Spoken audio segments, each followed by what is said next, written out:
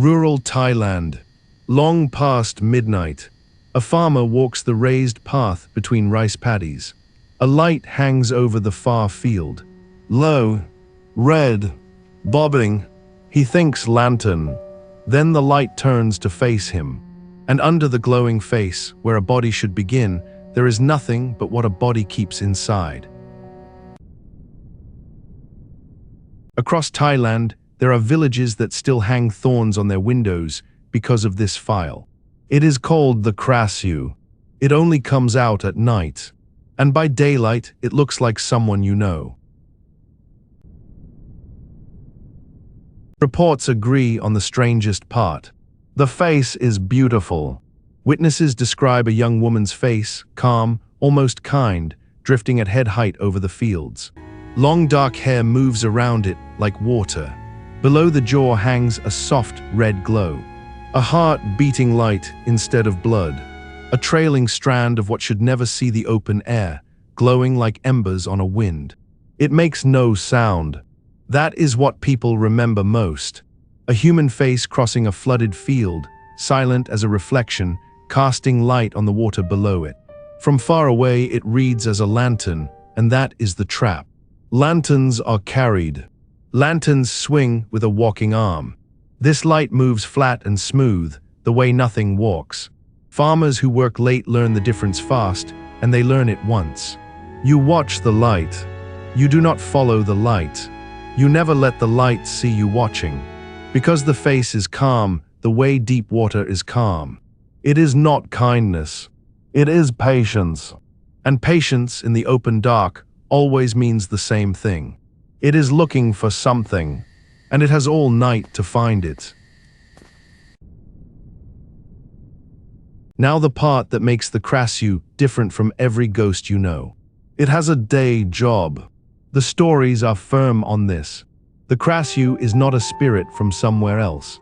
She is a woman from the village. Ordinary, quiet, polite at the market. When night comes and her house goes dark, her head lifts away from her body, takes what it needs from inside, and slips out into the fields. The body stays behind, seated, headless, patient, waiting for its other half to come home. The oldest telling gives her a beginning. A princess of the old Khmer Empire, promised to one man, in love with another. She is sentenced to burn. A spell meant to shield her from the fire arrives too late. It saves only her head and what hung beneath it. The fire never quite finishes, and what is left of her has been hungry ever since. But the curse does not end with her. It travels. Share the wrong meal, the stories say. Swallow what a Krasue has touched, and the hunger moves into you.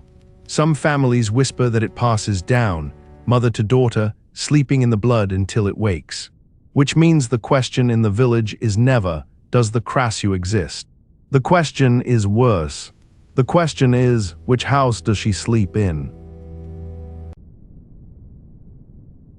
What does it want? The old files are blunt. It feeds on what the village throws away.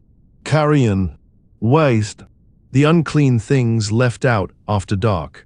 Washing hung overnight is found marked in the morning, and the house takes it as a warning. Livestock sicken. Small animals vanish from their pens. But the true fear gathers around one house in the village. The house where a child is coming. When a birth is near, the family does not sleep. Relatives sit awake in a circle around the mother. Lamps stay lit until morning. Sharp leaves go under the floor because the stories say the Krasue is drawn the way moths are drawn to a flame, and the stories do not say what it comes for. Nobody writes that part down. They just keep the fire burning. And there is one mercy in the file. The Krasue is on a clock. Whatever it does in the dark, it must be finished before first light, because the head has to come home. At dawn it must rejoin the body it left behind, or the two halves die apart. Every night is a hunt. Every dawn is a deadline. And a hungry thing on a deadline does not waste the hours before sunrise. So how do you stop a thing with no body to strike?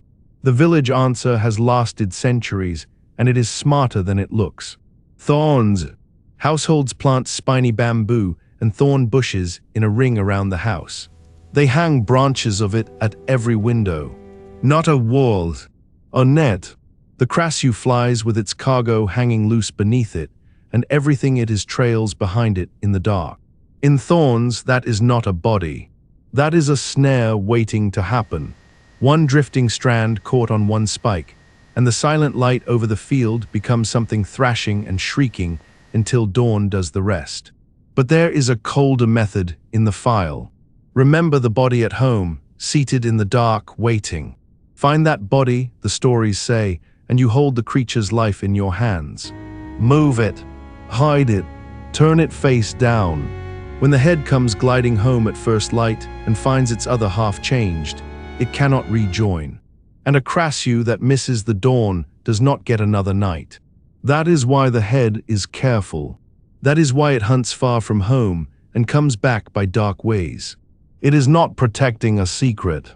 It is protecting a door it has to walk back through.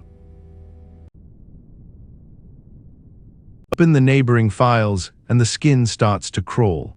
Malaysia keeps the penanggalan, a woman's head that leaves its body at night and glows as it flies. Cambodia keeps the ap. Bali keeps the layak. And the Philippines keep a sister this archive has already opened. The Manananggal, the woman who comes apart at midnight. Different countries, different languages. Rice farmers who never met, dreaming the same exact nightmare. A woman by day, a hungry light by night. Why this nightmare here? Look at the land. Flooded fields under open sky, where marsh gas and heat make real lights drift on real nights. Every farmer has seen a glow he could not explain. The story gives the glow a face. But the file has a shadow side, and honesty belongs in the archive. In some villages, this is not history. Within living memory, women, often old, often alone, have been named Krasue by their neighbors and driven out or worse. The monster is folklore. The fear is not. It never was. A story strong enough to guard a house for centuries is strong enough to burn one down. Handle this file the way the villagers handle the dark. Carefully. This file did not close with the old century. It moved onto phones. Every few years, a clip crosses the internet. A dark field somewhere in Southeast Asia. A light low over the crops, drifting flat and slow. The person filming goes quiet, then the clip cuts, and the comments fill with one word in 3 languages. The archive marks every one of them unverified. Lens flare. A drone. A lantern on a far dike. There is always an explanation on offer. But the modern reports do not stop at lights. In the countryside, the old panics still arrive like weather. A village loses chickens, night after night, torn in a way that dogs are not blamed for. Word moves house to house before the police are ever called. Families bring the washing in early. Thorn branches appear at windows that had been bare for years. In some villages, the panic passes, lights are still reported. Most years, somewhere in the countryside, someone films a glow crossing a field, and the comments fill with one word. Krasue. Watch those clips if you like. But when a light crosses a field near you, low and slow and red, you will remember this file. And you will not follow it. Next, the archive opens a road file from Ireland. It rides. It carries its own head. And it already knows your name.